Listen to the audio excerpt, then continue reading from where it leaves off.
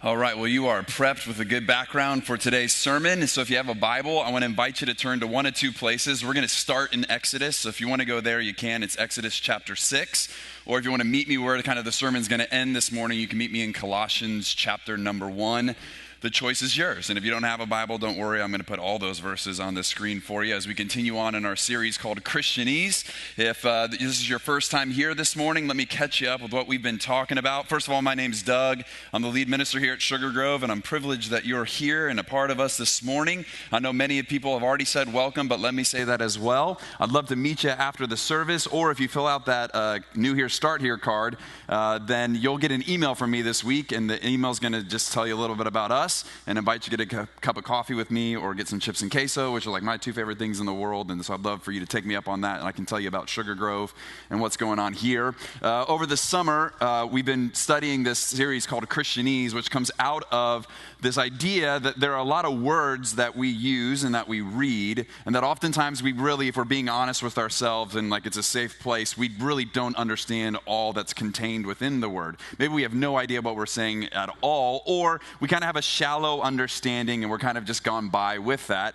And as we're reading the letters of Paul throughout the year in 2019, we're going to be running across letters or words, and Paul is going to have like all kinds of really big ideas behind these. And so it'd be helpful if we just stopped and said, let's get out of Christianese. Let's just be really honest with each other, and let's talk about what these words mean. And so we've looked at the words like Christ and Lord and gospel. And this morning, we're going to be looking at the word redemption. So let's just dive in. We'll start with a basic definition of the word redemption. There's kind of two ideas behind this. The first one is this: the act of freeing, or the state of being freed from bondage, such as that of a prisoner or slave, by payment of a ransom. It's release. It's deliverance. So when you hear the word redemption, this is kind of the basic idea: deliverance, release, rescue from one situation to an entirely different other one. This is the word redemption. Let me make sure that picture goes well. Boom. All right, now, the other word I want to show you. I got you, Bobby. I got nothing but love for you. All right, here we go. The other word is the word redeem. Now, Bobby, if you don't take a picture of this one, it's going to hurt my feelings. I'll just be honest with you. All right, here we go. Here's the picture. Here's the word redeem. The word redeem is this: to rescue, ransom, set free, liberate from an oppressive condition, to set free by paying a ransom. So you kind of got the noun and you got the verb version of this word redemption. And it's in the story of Exodus that we get the picture of what redemption looks like, and what Paul and so many of the New Testament writers are going to have in the back of their mind when they use the word redemption. So let's look at the story of Exodus. You got the background of it in the video, and eventually Moses grows up, and the people of Israel are crying out. They're enslaved. They're in a terrible situation. They want out of it. They want rescued from it. They want freedom from it, deliverance. They want redemption. Good, everyone said it beautifully. Redemption. Now, in Exodus chapter 6, verse 2, God is talking with Moses, and this is what he has to say. Then God spoke to Moses, telling him, I am the Lord. I appeared to Abraham, to Isaac, and Jacob as God Almighty, but I was not known to them by my name, the Lord. I also established my covenant with them to give them the land of Canaan, the land they lived in as aliens. Furthermore, I have heard, this is such a good word for all of us. I have heard the groaning of the Israelites. So I don't know. Sometimes I think God can feel really, really far away and disinterested in our day-to-day actions. And if you're in a season of life where you're groaning, I want you to know the Lord hears you. And he knows what's going on, and he cares. And this is a great example of that. So, furthermore, I've heard the groaning of the Israelites, whom the Egyptians are forcing to work as slaves, and I have remembered my covenant. This gives me 2 seconds to brag on Andy Dunham's sermon last week. If you didn't listen to it, I want to encourage you to go back and listen to it. He talked about the word faith, and a lot of times faith is just what I believe, and Andy really brought in a second definition for us that celebrates God's faithfulness, that God is committed to his purposes, that God is committed to his people. And so this is a really great example of faith coming out of Christianese and seeing, whoa, God not only heard them, but he remembered his covenant. And so he's going to do something about it. Whoa, God, you're all in, as we just heard, right? You're a part of this. God, you're going to do something. And this is what he says he's going to do. He says, go and tell the Israelites this, I am the Lord, and I will bring you out from the forced labor of the Egyptians and rescue you from slavery to them. I will redeem you with an outstretched arm and great acts of judgment. I will take you as my people, and I will be your God. You will know that I am the Lord your God who brought you out from the forced labor of the Egyptians. I will bring you to the land that I swore to give to Abraham, Isaac, and Jacob. I will give it to you as a possession. I am the Lord. Now, you've seen the movie and you've heard the story a bunch of times, so let me just encourage you to pause for a quick second and put yourself in the position of the Israelites.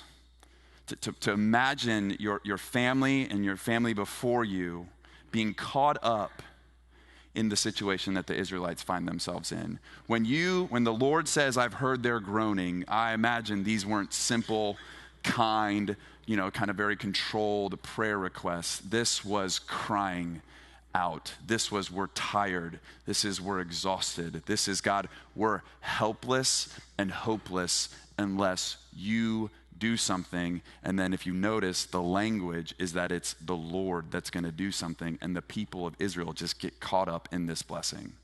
There's no okay, so Israelites, here's what you're going to have to do, and then you're going to need to do this, and then if you do this, and then you go left, and then you go right, then this will take place. He's like, nope, you tell them I'm the Lord. I am the Lord. I'm the same Lord of Abraham, Isaac, and Jacob, and I'm going to do something about this. And just tell them to be ready to be caught up in my act of redemption, of rescue, of movement from one place to another. Now, if you know the story, if you've seen the movie, you know the plagues come and eventually Pharaoh tells the people of Israel to leave. They get to the front of the Red Sea. They panic. They begin to question everything. And God goes, I am the Lord. I'm going to redeem you. He parts the Red Sea. The people of Israel walk through the Red Sea. The sea comes crashing down on the Egyptians, and they are now freed from the oppressive state they found themselves in. So I think this is a really important idea for us in 2019. As we read texts like this, we don't move in the story. We just stay seated where we are and we read. So again, put yourself in the position of the Israelites. They were on one side of the sea with an army chasing after them to destroy them as a people. And then fast forward, they've walked through it. That army has disappeared, and God is who he says he is. If you've experienced something like that kind of redemptive rescue movement, you would worship, and that's exactly what they did. Exodus chapter 15 is a passage of just worship out to God on behalf of what he's done. And this is a couple of the lines within that. This is Exodus 15, verses 11 through 13.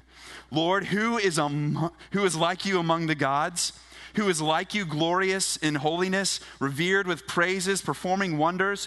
You stretched out your right hand, and the earth swallowed them. With your faithful love, there's that word faith again, you will lead the people you have redeemed. You will guide them to your holy dwelling with your strength. So notice there was a promise of I will redeem.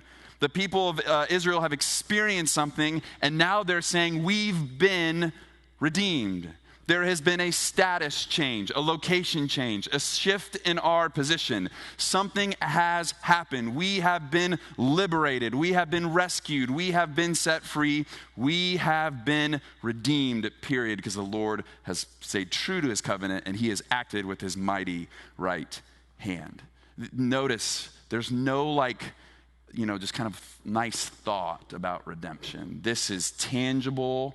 My life is radically changed, and my family's life is radically changed, and what I'm going to do tomorrow is radically changed because the Lord is faithful to his promises, and he has redeemed. Now, fast forward to the New Testament, and we get this kind of picture, only it's really good news, because when you're redeemed from the Pharaoh, that's good as long as Pharaoh's in charge. But when the Pharaoh's not in charge, well, then all of a sudden we're going to need redemption from whoever is. And what the Bible is going to tell us is that underneath all pharaohs and dictators is this idea of sin, and that ultimately we are a people in need of redemption from sin itself. And in Colossians chapter 1, Paul will make this statement of incredibly good news starting in verse 13. He has rescued us. So there's redemption language already. He has rescued us from the domain of darkness and transferred us into the kingdom of the Son he loves. Do you hear the shift in location? The spatial change that takes place in the life of a Christian as a result of what Christ has accomplished. In the same way that the Israelites were on one side of the sea and then they were on the other side of the sea, Paul writes that he has rescued us from the domain of darkness and transferred us into the kingdom of the Son he loves. In him we have redemption, the forgiveness of sins. And then I love it because Paul, much like the Israelites, after experiencing redemption, they celebrate it in worship. Paul writes what we experience in Christ from the thing that we all need redemption from, and he just begins to worship Jesus with this hymn. This is what he writes.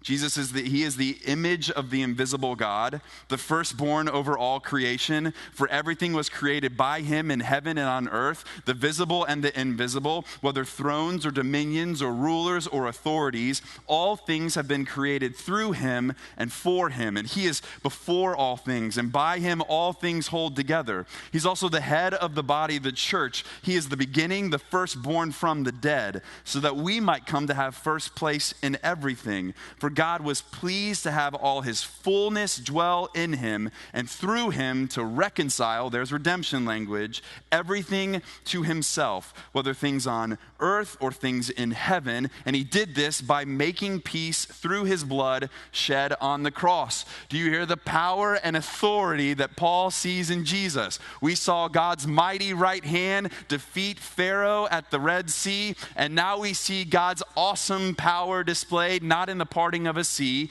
but in a way that would change the world forever, in a completely upside down kind of way, when Jesus willingly gives his life on the cross. And he says that kind of power that we saw back then, we're seeing it 10 times more in what Jesus has accomplished for us. And so he goes on to say, once you were, and again, listen to the spatial language here, once you were alienated and hostile in your minds, expressed in your evil actions, but now. Do you hear it? Not but then, not but someday, but now, Paul writes. He has reconciled you by his physical body through his death. And he's done this to present you holy, faultless, and blameless before him, if indeed you remain grounded and steadfast in the faith and are not shifted away from the hope of the gospel that you have heard. This gospel has been proclaimed in all creation under heaven, and I, Paul, have become a servant of it. This has taken place now. You can say to the Israelite properly, with no offense, I know exactly how you feel. I know exactly how you feel. Because yeah, you had a sea to cross through, but man, God's transferred me out of the domain of darkness and into his kingdom of marvelous light. Now, what I love about the word redemption, unlike some of the other words we've looked at, is that this is actually a word that our culture still uses today. You can kind of tune into the news sometimes and hear positive stories of redemption. A lot of times in the sphere of sports, you'll hear a story of redemption as an athlete has maybe overcome a tragic childhood and now is finding a ton of success, or they had an injury that kind of caught them up and it looked like their career was over, and then boom, all of a sudden they're doing better again. Another sphere in which this kind of language of rescue and freedom and deliverance is talked about is in the language of animals. I don't know if you've seen any stories like this before where an animal is caught up in a terrible situation and is rescued and kind of brought back to health. If you haven't seen a story like this, don't worry, I brought one for you. Y'all take a look at this. This little one showed up around the edge of a village. It was between 4 and 5 months old. Obviously looked thin and weak. They named her Zolushka, which is Cinderella in English. Typically, the cub is orphaned for one reason or another, and it's usually because of poaching. The mother was killed, and the cub can't survive on its own.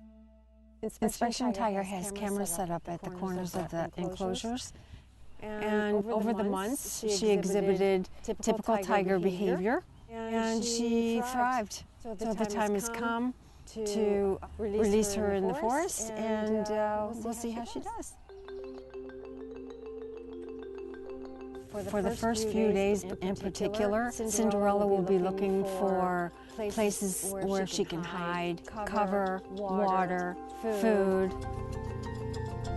We did our best. I think that everybody gave part of his heart to Zolushka. And we cross our fingers that she will survive in the nature.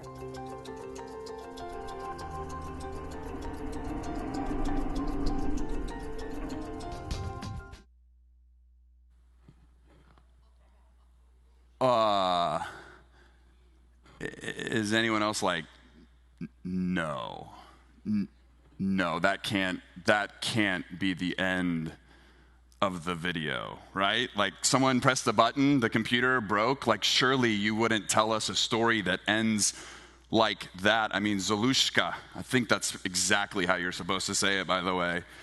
You wouldn't, Doug, bring a story about a cub who was like abandoned because of the brokenness of this world and poachers who took their mom, and then you like absolutely wouldn't tell us a story of a tiger who then was like rescued and given a name and an identity, and the people around them kind of came around them and said, we just want to take care of this tiger and nurse it back to health. And then you definitely wouldn't tell us a story about how she was beginning to exhibit all that she was meant to be before things kind of interrupted everything. And then you definitely wouldn't tell us or show us a video and tell us a story where then it ended with the tiger in the cage.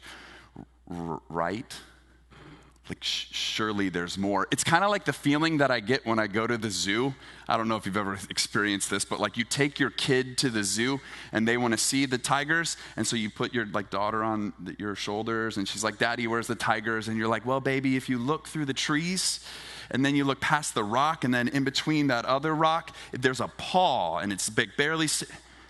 Nope, that's another rock. I think the tiger's over there, baby, and then it's over there, and it's like this like, we came to the zoo, and we're walking in like Houston heat, and when are the tigers gonna do tiger things? You know, I'm trying to stay positive for Lizzie, like, hey, baby, the tiger's right there, and God made everything, and it's awesome. But internally, I'm looking for a zoo employee, going, excuse me, when are you gonna release the antelope? When are you gonna do the thing?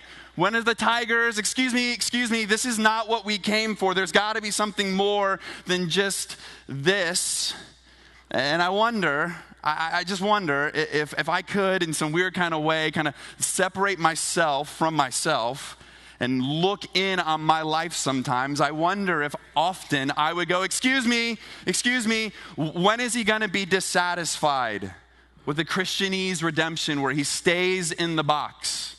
Excuse me, when is he going to be dissatisfied with a faith that trusts Jesus with his eternity, but then doesn't take his next steps forward? Excuse me, when is he going to be, the Jewish people would have never been okay with the redemption where they would have stayed on the same side of the sea, and yet it seems like this guy often is quite interested in a redemption where he's willing to go back into the cage. Excuse me, when is this going to change?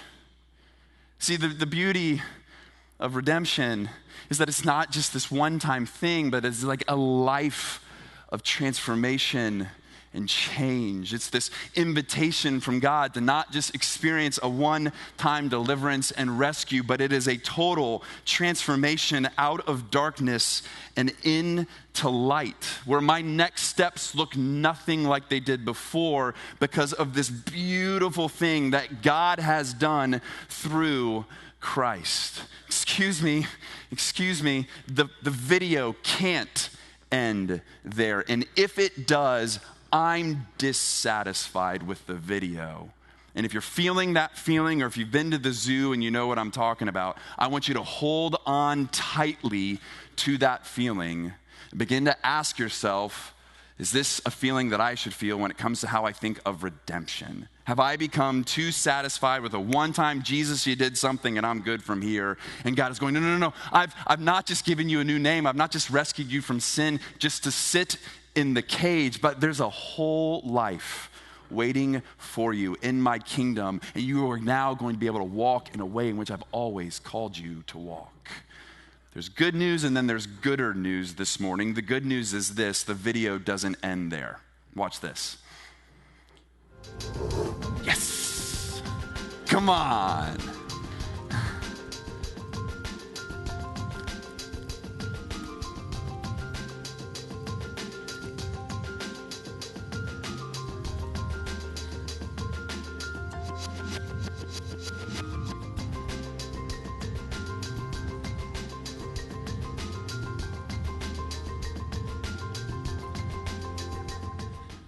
You're like, yes, go Zalushka. Be the tiger you were always meant to be. Woohoo! Here's the gooder news, which I know if you're an English teacher, that's killing you, but you'll remember it on Tuesday. You're welcome. Here's the gooder news. We read out of Colossians chapter 1, and we started in verse 13. And that's Paul saying that God has done something in Jesus and that Jesus redeems us. This comes at the end of a larger section. It's not the start of a section. It's at the end of a larger section that Paul tells the church in Colossae how he's been praying for them and what he's hoping that they experience. And then his last thought is a thought on redemption. Let me read you the verses before it, starting in verse 9. He's celebrated and remembered how they've heard the gospel, how they've responded to the gospel, how they've trusted Jesus in faith. And then this is where he goes, starting in verse 9. For this reason also, since the day we heard this, we haven't stopped praying for you. We are asking that you may be filled with the knowledge of his will in all wisdom and spiritual understanding. Wait for it, so that you may walk worthy of the Lord, fully pleasing to him, bearing fruit in every good work and growing in the knowledge of God. We're praying that you would be strengthened with all power according to his glorious might, so that you may have great endurance and patience, that you may joyfully be giving thanks to the Father who has enabled you to share in the saints' inheritance in the light. And then we get to the verse we read earlier, because he has rescued us from the domain of darkness and transferred us into the kingdom of the Son he loves. It's in him we have redemption, the forgiveness of sin. Paul is praying that these new believers would experience the life that God always intended for them, and the life that God has purchased on their behalf and enabled for them to happen because of his redemption, because of his freeing out of the darkness and into the light. It's the conclusion. It's the fuel behind what he hopes for. You can hear Paul saying, if we're going to use our analogy this morning, man, hey, like redemption enables you to step out, to take next steps, to walk in a life and in the light as you were always meant to. And the reason I'm praying that for you, the reason I'm hoping that for you, is because God has redeemed you in Jesus. So my prayer this morning, my hope for us, Sugar Grove, is that we would, one, be like the Israelites and be like Paul. That we would remember what God has done, that we would remember that he is the Lord, he hears our groaning, and he can overcome Pharaoh, and he can overcome sin, and that would lead us to have hearts of worship and praise and adoration for what he's done. And then my prayer, Sugar Grove, is that we would grow dissatisfied with a redemption that keeps us in the cage. But instead that we would be a people who say, okay, God, what's my next step? Where are you calling me? Where are you leading me? Because here's the thing, I'm convinced some Jesus people unleashed on the world would look as awesome as Zalushka running out of her cage. It would like change things. If a tiger started running down your street, you'd be like, whoa, something's happened. And I'm convinced that the world is in desperate need of Jesus people who come sprinting out of redemption, doing things, and have other people go, whoa, something's happened, and something is happening. I think this is our call. I think this is the invitation that God asks and gives to us if we grow dissatisfied with the Christianese version of redemption.